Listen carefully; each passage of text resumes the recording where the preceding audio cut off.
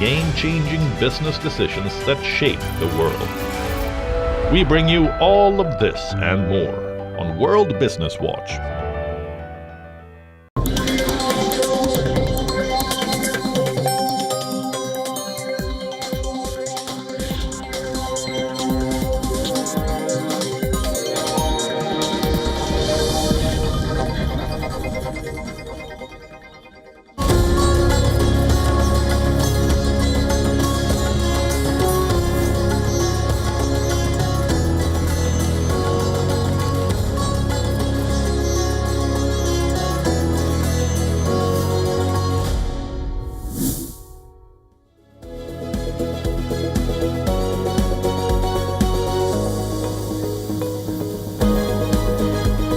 Hello, you're watching Race to Power. I'm Shreya Upadhyay. On the show today, we talk about Bangladesh. Remember, Bangladesh is all set to vote in less than 72 hours from now. And while millions will cast their ballot to elect a new government after the fall of Sheikh Hasina, Jamaat-e-Islami's controversial remarks about women have angered and concerned many in the country. On the show today, we get you more on this. And from United States of America, Bad Bunny and the Super Bowl performance on immigrants invited Donald Trump's rant. The US president called the halftime performances disgusting. Details coming up in just a bit.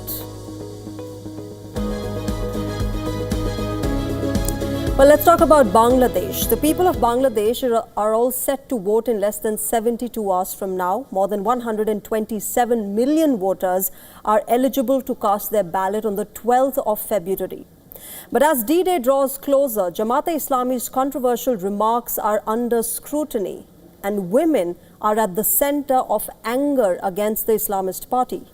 Women are being pushed to the margins in a country where women leaders like Sheikh Hasina and the late Khalida Zia used to dominate the political arena. The section of the society that played an equally important role in the July 2024 uprising are now hitting the streets once again. Torches are going up, slogans are getting louder, women are demanding the right to represent their country in politics and policy. Women are increasingly getting worried about their rights in Bangladesh, especially after Jamaat-e-Islami chief made misogynistic remarks. Last week, in a now deleted post on X, the Jamaat chief had said that women are not fit for leadership positions. In fact, he added that women are pushed out of the home in the name of modernity and equated women leaders with prostitutes. These remarks triggered widespread condemnation. To tame the anger, the Jamaat promised to include women in the cabinet if it wins the elections. But the fact remains that the party has not fielded a single woman candidate in this election. In fact, across all parties, only 78 women are on the ballot for this election. This amounts to 4% for a gender that represents over 50% of the total electorate. If Jamaat comes to power, there are questions on the future of Bangladeshi women workforce, especially in women-led industries that could plunge into crisis. Women, remember, are the driving force of Bangladesh's textile industry. They represent over 50% of the total workforce in textile business, the sector which holds 80 to 85% of the country's total exports. Sporadic violence has also gripped the country ahead of the critical elections, despite the interim government's claims of peaceful elections. In the most recent incident, the Bangladeshi Nationalist Party and Jamaat workers clashed with each other, leaving at least 40 people injured. The confrontation took place after the BNP accused Jamaat of disturbing cash to, quote, buy votes. With Hasina's Awami League banned, the BNP and Jamaat are the two most powerful political forces left in Bangladesh. One of these parties is likely to chart the way forward for Bangladesh, both promising a different direction to the Southeast Asian nation. And for the latest, we earlier spoke with Mohammad Zahidur Rabi, who joined us from Dhaka. Take a listen. Now, while these accusations and protests, they have a significant voting consensus, significant support from the organizations. As they say, protesters argue that such rhetoric undermines the dignity of nearly 24 million working women who work across Bangladesh to contribute across agriculture, education, health, industry, and services. Some demonstrations have also included demands. As I said earlier, while the full electoral impact of these protests is difficult to quantify at this stage, visible public opposition of this scale, especially from women voters and the civil society organizations, is likely to affect Jamaat's public image and appeal among the segments of the electorate that prioritizes gender equality and inclusive politics. At the same time, Jamaat maintains a strong support base in its traditional constituencies, and the party has responded to criticism by disputing the accuracy of the allegations. Let's shift our focus now to the United States of America. They say music has no language and it unites people. But with the current political scenario in the US, this could not be farther from the truth. Sunday evening in the country witnessed two large-scale performances at the same time, and both came with contrasting political messaging.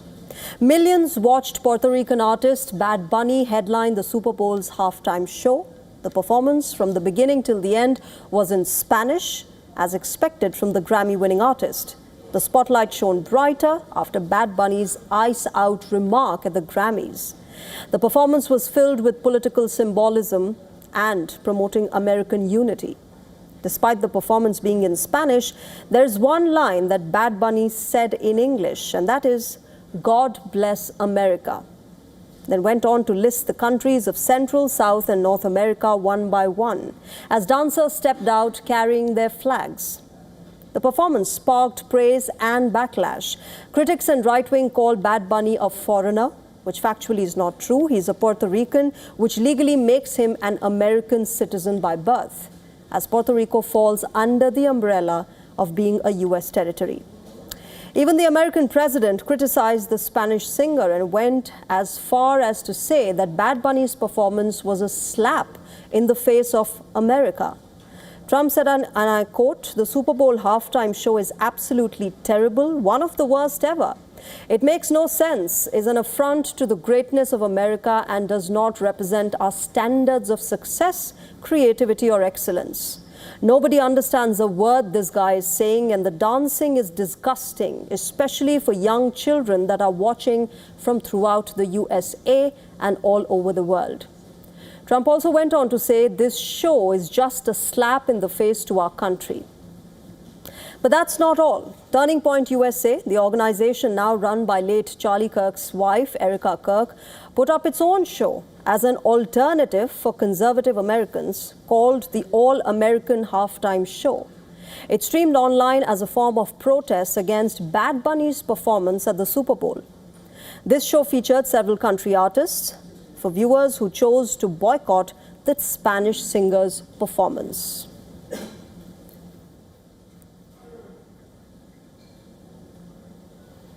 And let me welcome Eugene Craig III from America. He's a political analyst joining us live from Washington, D.C. and understand what has been going on in the United States of America. Eugene, my God, what is happening? It's Super Bowl versus an alternative Super Bowl. You've got the president saying it was a disgusting performance. What has been happening? It, of course, reflects the kind of, contrasting political ideologies and divisions that America stands with today. But for the president to call Bad Bunny's performance as disgusting and, rant against the entire concept of immigrants contributing to the American economy is rather unsettling. Well, let's be clear about it. Bad Bunny performing was an American contributing to the American economy. I think this is the thing that gets to Donald Trump.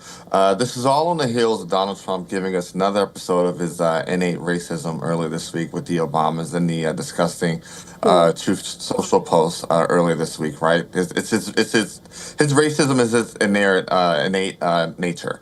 So that's what you have to understand, that he's his base that he's moving with then. Bad Bunny's an American that performed at an American event for a global audience. Bad Bunny was born in America, is an American citizen, and more American than a lot of the folk that performed at the Turning Point event. The thing is this, right?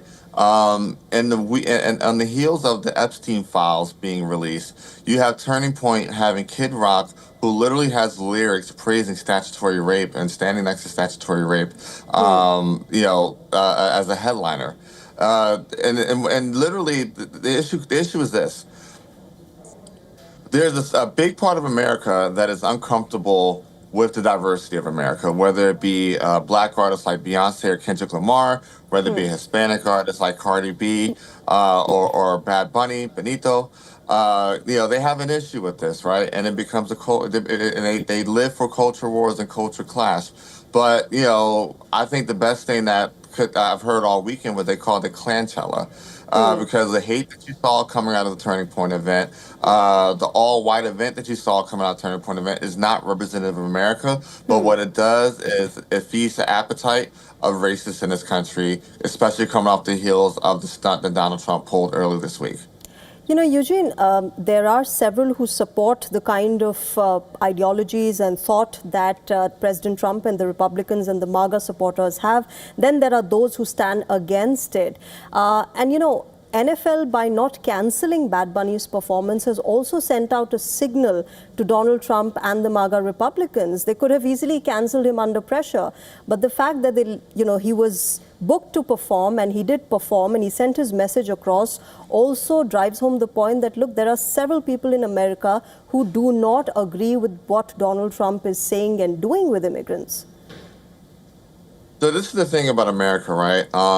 While most of the NFL owners and C-suite employees may be Donald Trump supporters and actually donate and stand next to him for a lot of things, these guys are still business people. So when it comes to what drives culture, because in America, black people drive culture, Hispanic people drive culture, and culture drives profits, right? They're going to come and always, pick up some piece of black and Hispanic culture, commercialize it, and use it for some marketing purposes. And that's what, honestly, the halftime show is. The halftime show in America exists only because the show Living Color used to beat out the NFL Super Bowl during that slot or whatnot. And so what happened in 1992, they came in and brought Michael Jackson in to perform. But the NFL halftime show literally exists because a black sitcom was doing a live performance during that time, was beating them out in the ratings. And so what it becomes is this. While these owners, may support MAGA, may support the racism that come out of Donald Trump, may not hire black coaches and X, Y, and Z, at the end of the day, a lot of them are business people. Not one of them is not a billionaire. And what happens is that they're going to put their profits and their business above everything else, and they understand the backlash and the actual business ramifications that will come with trying to cancel Beyonce, Kendrick Lamar, Bruno Mars, or Bad Bunny Benito will be far more harsher than any tweet or Truth Social post that Donald Trump could post. Okay. I'll just conclude our conversation, Eugene, you mentioned Michael Jackson, and one of his songs went by Heal the World, make it a better place to live in for you and for me and for the entire world. Let's leave it there and wait and watch what happens, at least until the midterm elections. Thanks very much, Eugene, for joining us at the moment.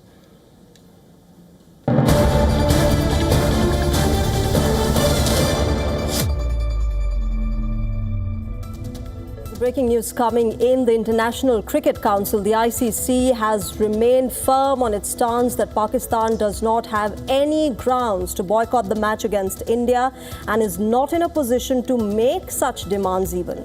This, remember, comes after reports emerged that Pakistan had made several demands to the ICC, which included staging a bilateral series between India and Pakistan, while there were also reports that the PCB wanted a trilateral series that included India, Pakistan and Bangladesh.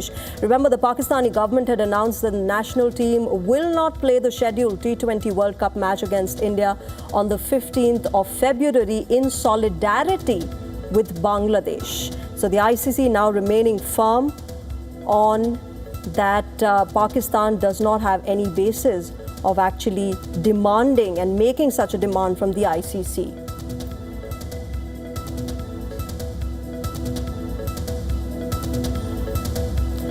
Let me go across to Vidur Kathuria, who's joining us live on the phone line. Vidur, this of course makes it crystal clear that the ICC will remain firm. It will not bend the rule.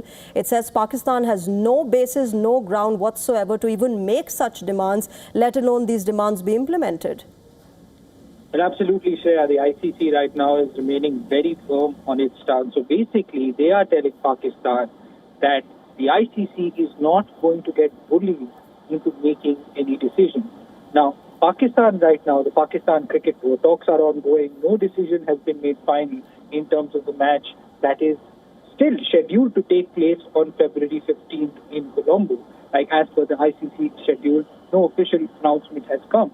But Pakistan Cricket Board reportedly now they made some demands to the ICC trying to leverage the situation that they are in right now because the ICC wants the game to go ahead. Obviously, India, the BCCI wants the game to go ahead. So Pakistan, in their situation, they felt like they could leverage their position to make the ICC do something for them. But the ICC now has said that we're not going to be forced to make any decision in terms of Pakistan's demands. Now, what are these demands? These demands reportedly include compensation for Bangladesh, who were removed from the tournament from the ICC. It also includes reportedly a demand where a bilateral series would take place between India and Pakistan on a neutral ground. Now, that is a big demand that has been made, which has been firmly rejected by the ICC. So as of now, the situation, Shreya, is that the ICC has said that it's not going to be bullied into giving into the demands of the Pakistan Cricket Board. So its ICC has made it very clear that they want the match to go ahead, that is between India and Pakistan on the February 15th in Colombo. But Pakistan's demands will not be met purely because they have no grounds to make any demands for the match that is going to take place, which was, of course, agreed before the neutral ground agreement that was made between the ICC, BCCI. That's and right. So PCB. whether this is, a setback and, of course, a reality check for Pakistan that the ICC has given no stance, no grounds for Pakistan to even make such a demand. Vidur, thanks very much for joining us with more details on this. All right, let's move on. In the UK, the fallout continues from the Epstein files. Another one of Prime Minister Keir Starmer's aide has resigned just a few hours ago. And political rivals are now questioning the Labour leader's ability to lead the government of the country. Keir Starmer's Director of Communications, Tim Allen, has stepped down, saying, and I quote, "I have decided to stand down to allow a new number 10 team to be built. I wish the Prime Minister and his team every success." Now remember, this resignation comes in quick succession of Starmer's Chief of Staff, Morgan McSweeney, also resigning from his post. McSweeney took responsibility for advising the nomination of Peter Mandelson as UK's ambassador to the US. He said, and I quote, "When asked, I advised the Prime Minister to make that appointment and I take full responsibility for that advice." The domino effect comes just days after Mandelson returned to the spotlight over his personal connection with sex offender, the late Jeffrey Epstein. Starmer had apologized to Epstein's victims for, quote, "believing Peter Mandelson's lies." But the crisis is only intensifying for 10 Downing Street, and opposition Conservative Party leaders have turned up the heat on the British Prime Minister. Right now, we have a government that's focusing purely on its own internal psychodrama. Enough of that. It is time for them to get a grip and start governing the country. Now remember, on Starmer's part, the Prime Minister's spokesperson has just released a statement saying that the Labour leader has no plans to stand aside. He'll last his full term. There's too much war going on inside the Labour Party, and I see too many people moving to different parties, especially with the rise of reform. I think it might be a difficult week for him, but I think he probably will survive, yeah.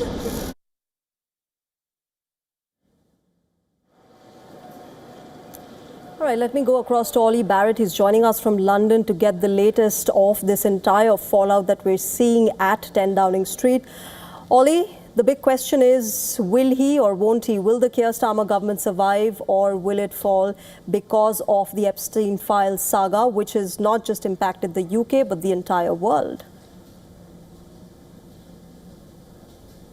Yeah, well, many Labour MPs even say it's a case of when rather than if the Keir Starmer government comes to an end. But Keir Starmer himself and Number 10 Downing Street are insisting that they will be fighting on. Just in the last few minutes, we've been hearing the leader of the Scottish Labour Party, Anna Sarwar, calling for Keir Starmer to go, and that is really the most senior Labour figure so far to come out in public and say that they think Keir Starmer should indeed resign. That said, it's also leading to backing from a series of Keir Starmer's cabinet colleagues, and there had been some eyebrows raised through the course of the day that we hadn't heard from more of Keir Starmer's cabinet ministers, and that was leading to growing speculation that perhaps Keir Starmer might be forced into a resignation sooner rather than later. But just in the last few moments, we've been hearing from Rachel Reeves, the finance minister, saying that with Keir as Prime Minister, we're turning the country round. We've heard from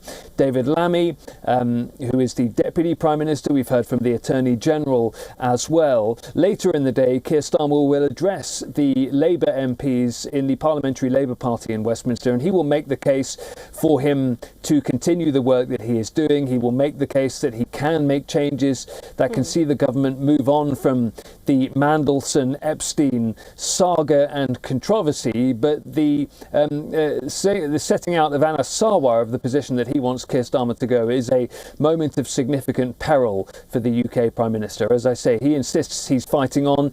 Downing Street say he is fighting on and won't be resigning today. They say he is in an upbeat, positive and confident mood. But as I say, even many Labour MPs at this point feel that it's a case of when, not if, that the Keir Starmer project comes to an end. We will have to wait and see. Things are moving very fast this afternoon here in London.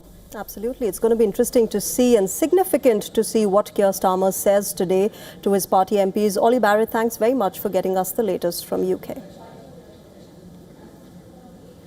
All right, shifting our focus now to Japan, where the country's first female Prime Minister, Sanae Takaichi, and her party have secured a landslide victory in the snap elections that were just conducted. Her Liberal Democratic Party, or the LDP, along with its coalition partner, is projected to win up to 328 of the 465 seats in Parliament's lower house. That means two-thirds majority, well above the 233 seats needed to reclaim majority that it lost in 2024. This victory marks a significant development in the political landscape, with analysts pointing to strong voter support and potential implications for future policy and leadership. Indian Prime Minister Narendra Modi congratulated Sanae Takaichi on her historic victory. In a post on social media, PM Modi praised the close ties between India and Japan and said that their special strategic and global partnership plays an important role in strengthening peace, stability and prosperity in the world. He also added that the partnership would continue to strengthen under Takaichi's leadership. US President Donald Trump also took to Truth Social to praise her victory, saying that it was an honor to endorse Takaichi and her party and wished her great success. The US Treasury Secretary Scott Bessent also hailed Takaichi's victory and called her a great ally of the US. He also said that Takaichi's ties with Trump are praiseworthy, adding that when Japan is strong, the US is strong in Asia. The Japanese Prime Minister thanked Trump and said the potential of Japan and US alliance is limitless, adding that the two sides will work together to further strengthen partnership. Remember, the 64-year-old became Japan's Prime Minister in October last year after winning the leadership of the Liberal Democratic Party. Just 4 months into her tenure, she called for snap elections, pledging to resign if her party failed to secure a majority. In her campaign, she promised to cut 8% sales tax on food and increase public spending.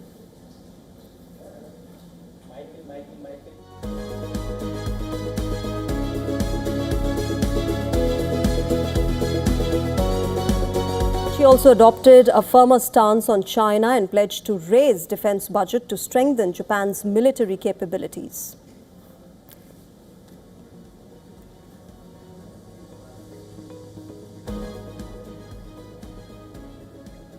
Thailand's caretaker Premier Anutin Charnvirakul is preparing for coalition talks. This follows a stunning election victory for his conservative Bhumjitai party.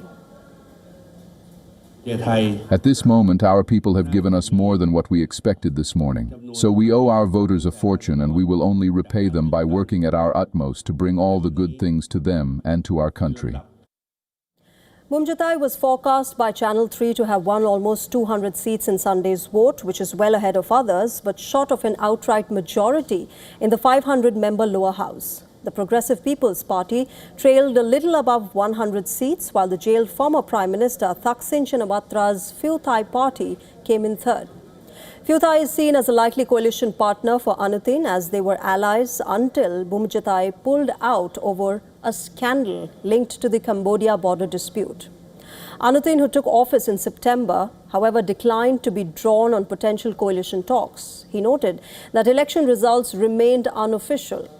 The election was called in December after the coalition led by Anutin collapsed after just 3 months against the backdrop of slow economic growth and heightened nationalist sentiment.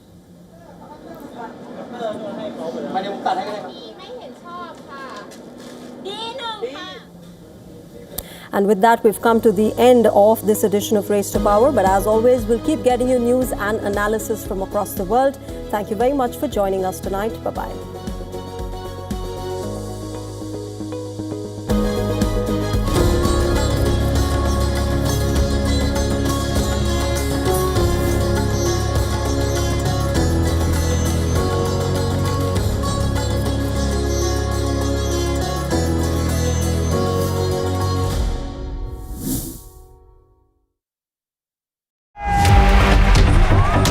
Campaigns, elections, alliances, controversies, and power play. Beyond the noise and rhetoric, no election, no ballot issue too small. Stories that analyze global and domestic politics.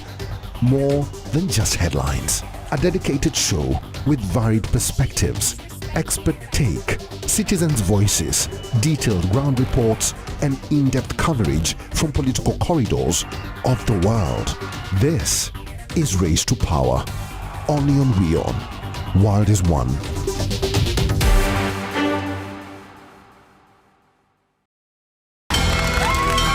From the bustling trading floors of Wall Street to the vibrant exchanges of Asian stock markets, WION breaks it down for you to make sense of what's happening, as we reveal the key factors behind events, strategic battles, and the game-changing business decisions that shape the world.